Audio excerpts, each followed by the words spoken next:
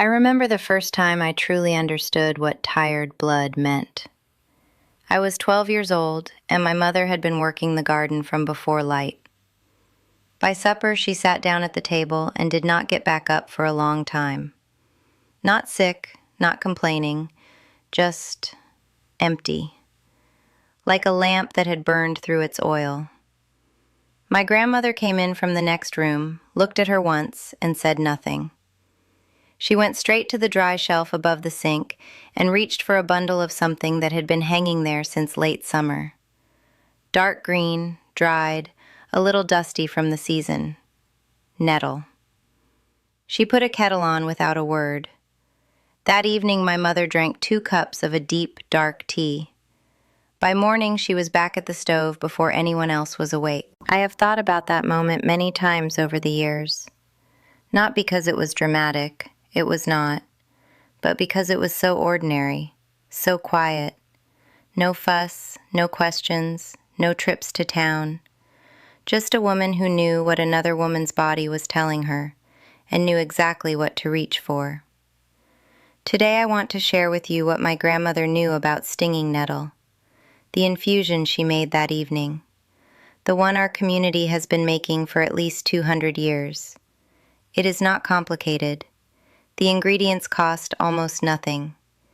And for tired blood, for heavy bones, for that deep, bone-weary feeling that so many of us know but cannot quite name, there is very little I have found that works as well. I will share with you how to make the infusion the old way, the long steep that is different from a simple tea, and why that difference matters.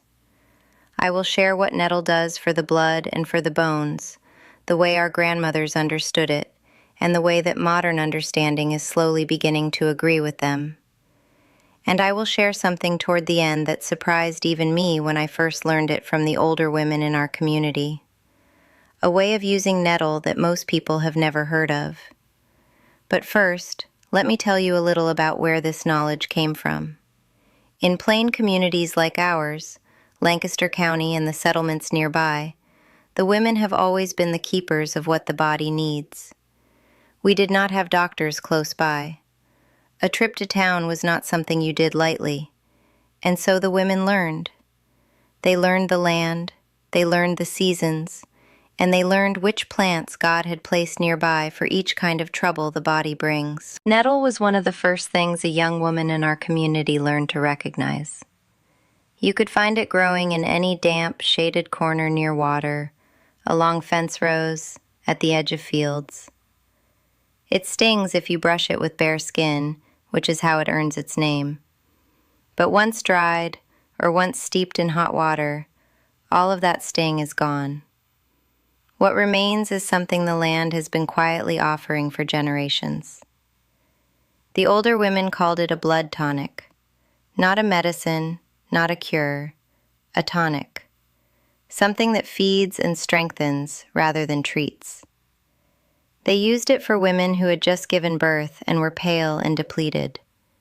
For elderly men who moved slowly and whose color had gone gray. For young women in their bleeding years who felt low and heavy each month. For anyone, really, who had that look of having given more than they had taken in for too long. My grandmother made the long infusion, not the quick cup. And that is where I want to begin. The difference between a nettle tea and a nettle infusion is time. A tea you steep for 5 or 10 minutes and drink quickly. An infusion you steep for 4 hours or more, overnight if you can. The long steep pulls out things that the short steep never reaches. Minerals especially. Iron, calcium, magnesium. Things the blood and bones need deeply, not just the lighter compounds that come out in the first few minutes. Here is how my grandmother made it, and how I make it still. You will need a quart jar with a lid. A mason jar works perfectly. And 1 ounce of dried nettle leaf. That is roughly a large handful, loosely packed. You can find dried nettle at a good herb shop or a natural food store, or you can dry it yourself in late spring and early summer when the young growth is at its best. Place the dried nettle into the jar. Pour boiling water over it all the way to the top. Put the lid on tight. Set it somewhere and leave it. 4 hours is the minimum. Overnight is better. By morning, the water will be very dark, almost the color of strong black tea, and the smell will be earthy and green and deep. Strain out the plant material. What you have left is the infusion. Drink 1 to 2 cups a day. Warm is nice, but room temperature is fine. Some women in our community add a little raw apple cider vinegar to theirs, just a small splash, because the acid helps draw out the minerals even further. My mother always did this. I do too. You can keep what you have left in the jar in the cold for 2 days.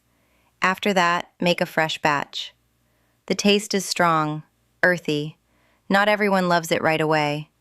My daughter made a face the first time she tried it, but it grows on you, and your body begins to recognize it as something it wants. Now, what does the long, steep nettle infusion actually do? The women before us understood this in the language of what they observed.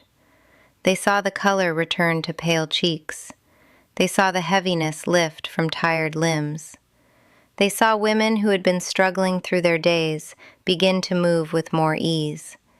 And they passed that knowledge down without needing a laboratory to confirm it. What I find quietly remarkable is that the understanding we have now lines up with what they saw. Nettle leaf is one of the most mineral-dense plants you can find in the wild. The iron content in particular is significant, not the kind of iron supplement that sits heavy on the stomach and causes its own troubles.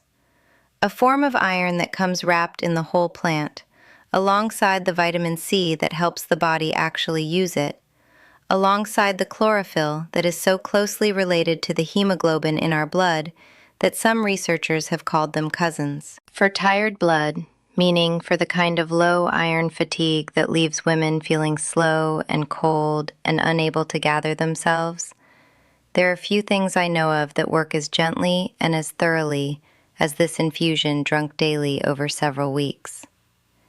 And for the bones.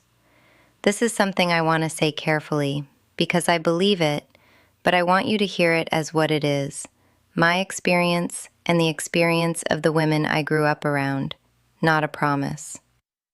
Nettle is extraordinarily high in calcium, in the long infusion especially. More calcium by weight than milk by some measures. Alongside it, magnesium and silica, both of which the bones need not just to build, but to maintain and stay strong through the years. The older women in our community who drank nettle infusion regularly had, in my observation, a kind of solidity to them, a groundedness in their bodies. I have always associated it, perhaps not scientifically, with the nettle. My Aunt Rachel, who is 81 and still walks her garden every morning without a cane, has drunk nettle infusion several times a week for as long as I can remember. I asked her about it once. She said simply, "My mother gave it to me, and her mother gave it to her, and my bones have not yet given me reason to stop." There is a second use for nettle that I mentioned at the beginning, one that surprised me when I first learned it from the older women. Nettle seed, not the leaf, the seed. Small, pale, unremarkable looking. But the older women used it separately for a different kind of tiredness. Not the blood tiredness, not the bone tiredness. The deep tiredness that sits in the kidneys and the adrenals. The kind that comes from long years of stress, of giving too much, of carrying more than one person should carry for too long. They called it the tiredness that sleep does not fix. You know the kind. You wake in the morning and the rest did not reach the bottom. Nettle seed was their remedy for that. You can add half a teaspoon of dried nettle seed to your daily infusion, or eat a small pinch of them plain, which is something the older women sometimes did while they worked. The taste is mild, almost nutty, nothing unpleasant. The effect builds slowly, over days and weeks. But the women who knew this remedy described it as a warmth returning to the center of the body, a kind of restoration that goes deeper than the leaf alone. I cannot tell you the science behind this. I only know what the women before me observed and what I have experienced myself in years when I was depleted in that quiet, foundational way. I keep nettle seed in a small jar on my shelf now, alongside the dried leaf. I think of them as two parts of the same gift from the land. One more thing I want to share before I close. Nettle infusion is not something you make once when you are desperate and then forget. The women in our community understood it as a practice, a quiet, regular habit of care. Something you make on Sunday evening and drink through the first days of the week. Something that becomes as ordinary as a glass of water. My grandmother did not think of it as a remedy. She thought of it as part of how a woman maintains herself. The way you tend a garden not just when it is failing, but all through the season, because that steady attention is what keeps it well. That is how I think of it too. If you are feeling the tiredness I have described, heavy in the bones, low in the blood, slow in the mornings, I would ask you to try this infusion for 3 to 4 weeks before you decide what you think of it. Give it the time it needs. Let it do what 100 years of quiet Amish mornings have shown it can do. Your body knows how to receive this kind of help.